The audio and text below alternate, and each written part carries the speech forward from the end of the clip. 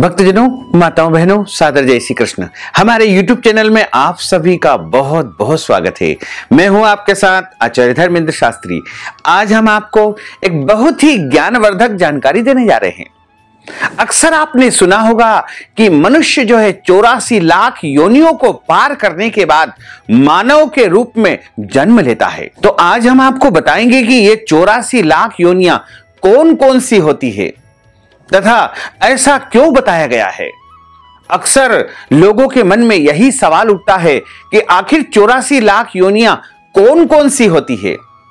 तो आज हम आपको इन 84 लाख योनियों के विषय में बहुत ही महत्वपूर्ण जानकारी देने जा रहे हैं कि हमारे पुराणों में तथा धर्म ग्रंथों में 84 लाख योनियों के विषय में जो बताया गया है वो कौन कौन सी योनियां हैं और कहां कहां पर मनुष्य को जन्म लेना पड़ता है और कब मनुष्य का जन्म होता है। क्योंकि कहा गया है कि यह जीव लगातार 84 लाख योनियों में जन्म लेने के बाद मनुष्य के रूप में जन्म लेता है। सनातन धर्म में पुराणों में ऐसा वर्णन किया गया है कि 84 लाख योनियों के बारे में बताया गया है। आपने कभी ना कभी अवश्य ही सुना होगा कि 84 लाख योनियां होती है। हम जिस मनुष्य योनि में जी रहे हैं वो भी उन 84 लाख योनियों में से एक योनि है। अब समस्या यह है कि कई लोग ये नहीं समझ पाते हैं कि वास्तव में इन योनियों का अर्थ क्या है। ये सुनकर के और भी अधिक दुख होता है कि आज की युवा पीढ़ी, नई पीढ़ी इस बात पर हंसती है, व्यंग करती है और उनको विश्वास ही नहीं होता है कि इतनी सारी योनियां कैसे हो सकती है। कदाचित अपने सीमित ज्ञान के कारण वे इसे ठीक से समझ नहीं पाते हैं। हमारा जो पुराण है उसमें बताया गया है, वैसे तो गरुड़ पुराण में इसका विस्तृत वर्णन किया गया है, इन योनियों का विस्तार पूर्वक वर्णन किया गया है। तो आज वही ज्ञानवर्धक जानकारी जो हमारे पुराणों में बताई गई है वह हम आपको समझाने का प्रयास करेंगे। सबसे पहले यह प्रश्न आता है कि क्या एक जीव के लिए यह संभव है कि वो इतने सारे योनियों में जाकर के जन्म ले सके। तो इसका उत्तर यही होगा कि हां, एक जीव जिसे हम आत्मा कहते हैं और आत्मा चूंकि परमात्मा का स्वरूप होती है, वही आत्मा इन 84 लाख योनियों में निरंतर भटकती रहती है। अर्थात मृत्यु के बाद वो इन्हीं 84 लाख योनियों में से किसी एक योनि में जन्म लेती है। ये तो हम सब जानते हैं कि आत्मा अजर है, अमर होती है। इसी कारण मृत्यु के बाद वो एक दूसरे योनि में दूसरा शरीर धारण कर लेती है। अब प्रश्न यह आता है कि यहां योनि का अर्थ क्या है। अगर साधारण और सरल भाषा में समझा जाए तो योनि का अर्थ होता है जाति, नस्ल।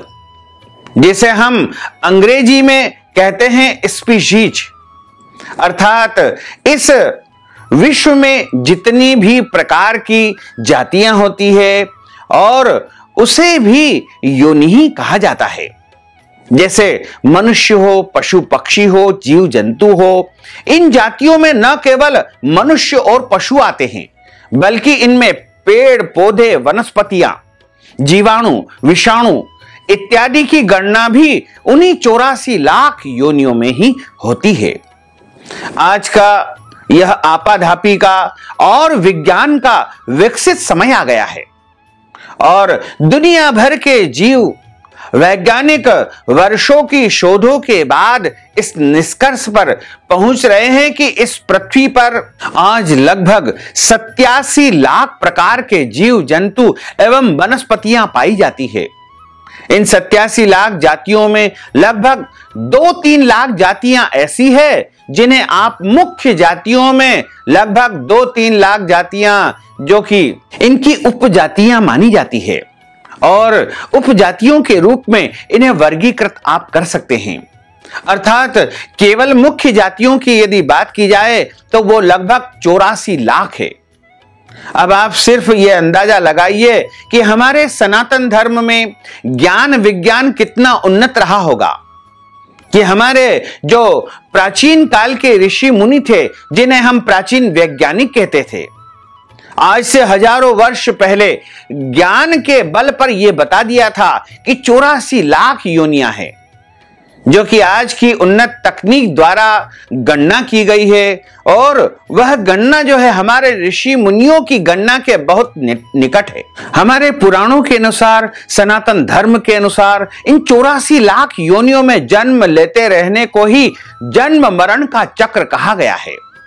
जो भी जीव इस जन्म मरण के चक्र से छूट जाता है, अर्थात जो अपनी 84 लाख योनियों की गणनाओं को पूर्ण कर लेता है और उसे आगे किसी अन्य योनि में जन्म लेने की आवश्यकता नहीं होती है, उसे ही हम मोक्ष की प्राप्ति कहते हैं। उसको परमात्मा की प्राप्ति हो जाती है। मोक्ष का वास्तविक अर्थ जन्म मरण के चक्र से निकल करके प्रभु में लीन हो जाना होता है, वैकुंठ में वास होना होता है, परम धाम में वास होना होता है। और यह भी कहा गया है कि सभी अन्य योनियों में जन्म लेने के पश्चात मनुष्य योनि प्राप्त होती है।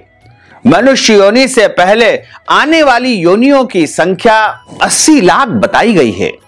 अर्थात हम जिस मनुष्य योनि में जन्म है वो इतनी विरल होती है कि सभी योनियों के कष्टों को भोगने के पश्चात ही यह दुर्लभ मानव शरीर हमें प्राप्त होता है। क्योंकि मनुष्य योनि वो अंतिम पड़ाव है जहां जीव अपने कई जन्मों के पुण्यों के कारण पहुंचता है। मनुष्य योनि ही मोक्ष की प्राप्ति का सर्वोत्तम साधन है और मनुष्य ही एक ऐसा प्राणी है जो पुण्य करके प्रभु को, परमात्मा को प्राप्त कर सकता है। विशेष करके कलयुग में जो भी मनुष्य पाप कर्म से दूर रह करके पुण्य कर्म करता है, श्रेष्ठ कर्म करता है, अच्छे कार्य करता है, उसे अवश्य ही मोक्ष की, परमात्मा की प्राप्ति होती है।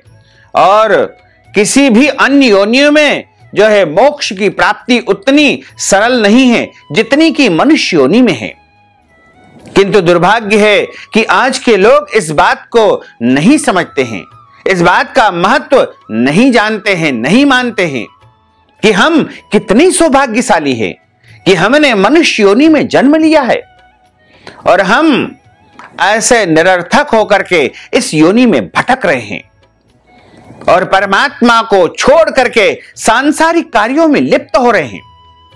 एक प्रश्न और भी पूछा जाता है कि क्या मोक्ष पाने के लिए मनुष्य योनि तक पहुंचना या उसमें जन्म लेना अनिवार्य है? इसका उत्तर है नहीं। हालांकि मनुष्य योनि को मोक्ष की प्राप्ति के लिए सर्वाधिक आदर्श योनि माना गया है, क्योंकि मोक्ष के लिए जीव में जिस चेतना की आवश्यकता होती है, जिस बुद्धि की आवश्यकता होती है, वो हम मनुष्यों में सबसे अधिक पाई जाती है। इसके अतिरिक्त संतों, गुरुजनों ने यह भी कहा है कि मनुष्य योनि मोक्ष का सोपान है और मोक्ष केवल मनुष्य योनि में ही पाया जा सकता है। किसी अन्य योनि में मोक्ष प्राप्ति करना बहुत कठिन माना जाता है।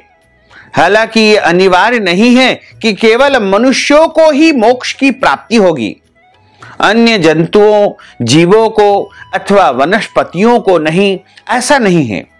इस बात के कई उदाहरण हमें वेदों और पुराणों में मिलते हैं कि जीव जंतुओं ने भी सीधे सीधे अपनी योनि से मोक्ष की प्राप्ति की है। द्वापर युग में और अन्य युगों में और महाभारत में पांडवों के महाप्रयाण के समय एक कुत्ते का जिक्र आया है जिसे उनके साथ ही मोक्ष की प्राप्ति हुई थी, जो वास्तव में धर्मराज थे। महाभारत में ही अश्वमेध यज्ञ के समय एक नेवले का वर्णन आया है, जिस युधिष्ठिर के अश्वमेध यज्ञ से उतना पुण्य नहीं प्राप्त हुआ जितना एक गरीब के आटे से, और बाद में वो भी मोक्ष को प्राप्त हुआ। भगवान विष्णु एवं अन्य जो भी भगवान के नाम से पुराण बड़े हैं, गरुड़ पुराण है, में एक गज और ग्राह का वर्णन आया है, जिन्हें भगवान विष्णु के कारण मोक्ष की प्राप्ति हुई थी। और वो ग्राह पूर्व जन्म में गंधर्व और गज भक्त के रूप में राजा थे, किंतु कर्म फल के कारण अगले जन्म में पशु योनि में दोनों को जन्म लेना पड़ा। ऐसे ही एक गज का वर्णन गजानन की कथा में है, जिसके सर को श्री गणेश के सर के स्थान पर लगाया गया था और भगवान शिव की कृपा से उसको भी मोक्ष की प्राप्ति हुई थी।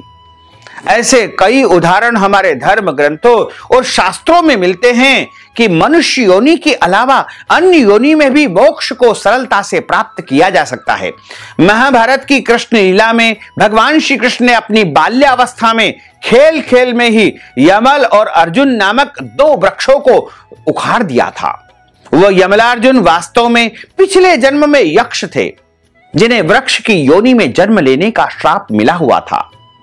अर्थात जीव चाहे किसी भी योनि में हो, अपने पुण्य कर्मों और सच्ची भक्ति से वो मोक्ष को प्राप्त कर सकता है, इसमें कोई संदेह नहीं है। एक और प्रश्न पूछा जाता है कि क्या मनुष्य योनि सबसे अंत में मिलती है? तो इसका उत्तर यह है कि नहीं।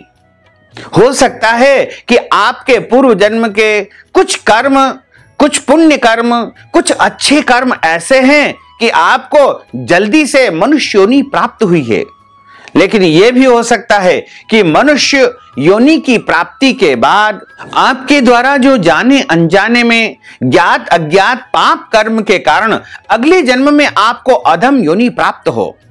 इसका उदाहरण आपको ऊपर की कथाओं में मिल गया होगा। कई लोग इस बात पर भी प्रश्न उठाते हैं कि सनातन धर्म ग्रंथों में 6 शास्त्रों में 18 पुराण में, विशेष करके गरुड़ पुराण में अगले जन्म का भय दिखा करके लोगों को डराया जाता है, भयभीत किया जाता है, जबकि वास्तविकता यह है कि कर्मों के अनुसार अगली योनि का वर्णन इस कारण ताकि मनुष्य यथासंभव जो है पाप कर्म करने से बच सके और वह उन अगले जन्म के भय के कारण अच्छे कर्म करता रहे। हालांकि एक बात और जानने योग्य है कि मोक्ष की प्राप्ति अत्यंत ही जो है कठिन होती है। मोक्ष का मार्ग बिल्कुल सरल नहीं है। यहां तक कि सतयुग में जहां पाप शून्य भाग था, मोक्ष की प्राप्ति अत्यंत कठिन थी। कलयुग में जहां पाप का भाग 15 है, इसमें मोक्ष की प्राप्ति तो अत्यंत कठिन है।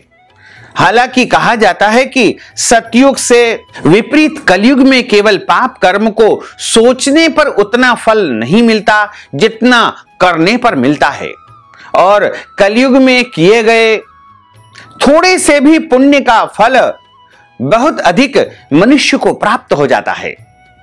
कलयुग केवल नाम आधारा, सुमर सुमर नर उतरहि पारा। कलयुग में केवल नाम का आधार है। अगर किसी मनुष्य को बहुत पुण्य करने से स्वर्ग की प्राप्ति होती है तो इसी का अर्थ मोक्ष है, जबकि ऐसा नहीं है। स्वर्ग की प्राप्ति मोक्ष की प्राप्ति नहीं है। स्वर्ग की प्राप्ति केवल आपके द्वारा किए गए पुण्य कर्मों का एक परिणाम या फल माना जाए। स्वर्ग में अपने पुण्य का फल भोगने के बाद आपको पुनः किसी अन्य योनि में जन्म लेना पड़ता है, अर्थात आप जन्म और मरण के चक्र से मुक्त नहीं होते हैं।